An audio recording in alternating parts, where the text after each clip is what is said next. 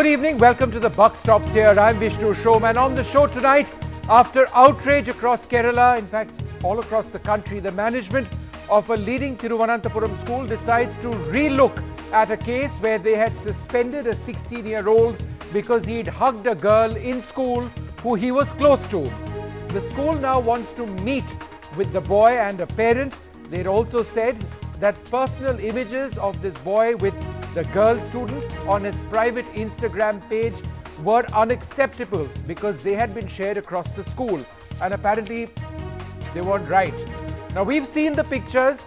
We do not believe they are remotely objectionable, and we are unclear what the school means when they say that this boy had been involved in a long hug with the girl. What is a long hug? Everything, remember, in this case was consensual. The girl and the boy didn't do anything that either one of them didn't want. So what was the problem? On this program tonight, the principal of the school joins me, as also the teenager.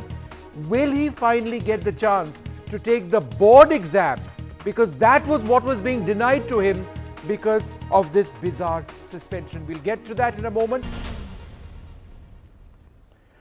Well, this is part 2 of our special focus on this Kerala case where the student and 2 students, in fact, one student has been suspended for hugging the girl in what the school said was an inappropriate fashion, and the status of the girl in this is slightly unclear. She had also apparently been accepted into the school, but her status in that school, whether she had given a transfer certificate or not, is slightly unclear. Well, joining us now, Sebastian Joseph, the principal of St. Thomas Central School. This is the school at the center of it all. Ria George is an alumnus from the school. She's gone through an experience in the past which she has written about. She joins us today from Riyadh. The suspended 16-year-old boy joins us on this program as well. As we have done in the past, we are not showing his face, neither are we naming him. And Dr. Prerna Kohli, the child counsellor and clinical psychologist. Thank you, ma'am, very much for being with us. Principal Joseph, is it okay now for the boy to take his board exams? You will accept him back in the school?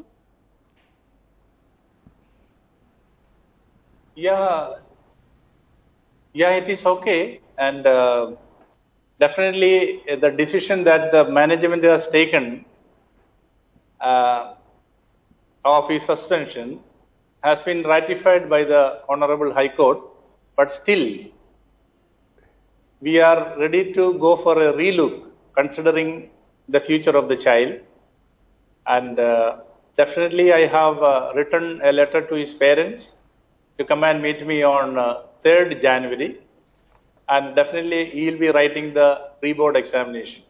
Right, so it basically means that all the more. Yes, go ahead, sir. Yes. All the more, carry on. All the more, I have also made a plea requesting the CBSE regional officer, stating that make a favorable decision in his regard for writing the board examination. Sir, what made you change your mind? Hello? What made you change your mind, Principal Sebastian Joseph? Changing the mind? Yes, why did you change your mind? Well, definitely, the duty of a teacher is to correct a child. It is our duty to make a child, not to break. So, I thought of giving him a chance. Principal Joseph, what about the girl in question? Are you taking her back into the school as well? No, in fact, she joined our school in the month of mid of June, and till date she has not submitted the transfer certificate from the previous school, and in the meantime I was told that she has taken admission in some other school, and in her complaint letter also she has mentioned that she has joined in some other school. Let me go across to the suspended boy. Are you okay with this solution? You will now get an opportunity to take your board examination. So all's well that ends well. Are you willing to look at it in this manner? Yeah. Yes, I am willing to look at it, but I do have a question.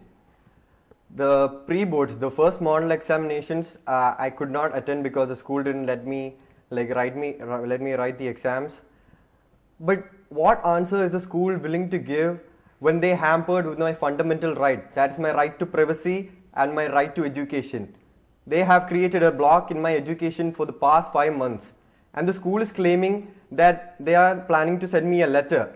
But this letter is only directed to me. What about the girl child? She has been suffering the same fate as me or even worse for the past 5 months. According to the principal, And she's in another school. But beta, is she not in another school? But no, she paid the fees, right? She paid the first term fees. And she had only attended 1 month of the classes. No, but she has voluntarily chosen to go to another school. I understand why she would want to do that. So this school is not, hasn't said that they will not take her back. She's going to another school. Is that right? No, that's not right. The girl hasn't been attending any school and she was having faith that the St. Thomas Central School would take her back and let her continue her examination. When she tried to go to another school, the St. Thomas people, they showed these pictures to the other school. Like I said, they were taking printouts of our pictures and were circulating it with the other school. So the other school denied the girl admission and she has been continuing without education for the past 5 months. What answer is the school willing to Joseph, give her? Would you like to answer a victim? that? Have you or anybody in the management of your school circulated private Instagram pictures which have denied this girl the possibility of admission elsewhere? No, that is not known to me, and neither we do that kind of cheap activities. Definitely that is not in our culture. I would like to object that. Will you accept? I would like to object that. Sir, you are saying that you haven't submitted these photos anywhere, but the secretary himself has admitted that he gave these private photos in front of the High Court as well as the Child Rights Commission, and we have proof and we have the documents of that you have submitted these photos in front of various authorities without my permission, and you are not my follower and you are not authorized by me to access my private photos. This is clear breach of my right to privacy, and I would like you to answer that. Please go on. Go ahead, sir. Yeah, we have not hacked into his private Instagram, but we have so many students who are. Then how did you get these pictures, sir? Please explain. It has been given to us by students and some parents. That's it. Principal Joseph, will you now reach out to this girl and get her back into your school, because apparently she's not been admitted elsewhere as well? You've made a step towards this young man, but what about the girl at the center of it all? That's why I have stated earlier also, she has not completed the formalities of admission even till now. If she completes the formalities of admission, firstly, I don't understand how she could have been in your school without having completed these formalities. But assuming for a moment that that was the case, that you allowed her to come in even as the paperwork was incomplete, will you now allow her to come in to the school once she submits whatever paperwork is required? Now, at this point of time, in +1, there is the children have to be registered in a particular time, and she has not registered herself in +1 because of the incomplete documents. No, but if these documents are given, will you not accept her? Because she had to leave, she was told not to return to your school because she appeared being given a hug. No one understands what was wrong with a hug. So what are you trying to do? Sir, I would like to ask you one minute, sir, I would like to ask one minute, beta. I'm asking the principal a question, and I have other panelists as well. Principal, go ahead. What are you doing to reach out to this girl? Has it struck you, sir, that she could be frightened, that she could be vulnerable, that she may have been targeted, because she's told us this, that she could have been abused, she could have been and has been slut shamed. Do you know what slut shamed is, sir? Do you know what the meaning of that is?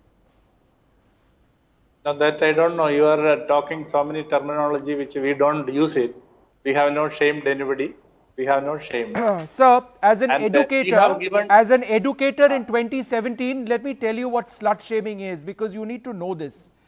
Slut shaming is the practice of criticizing women and girls who are perceived to violate expectations of behavior and appearance regarding issues related to sexuality.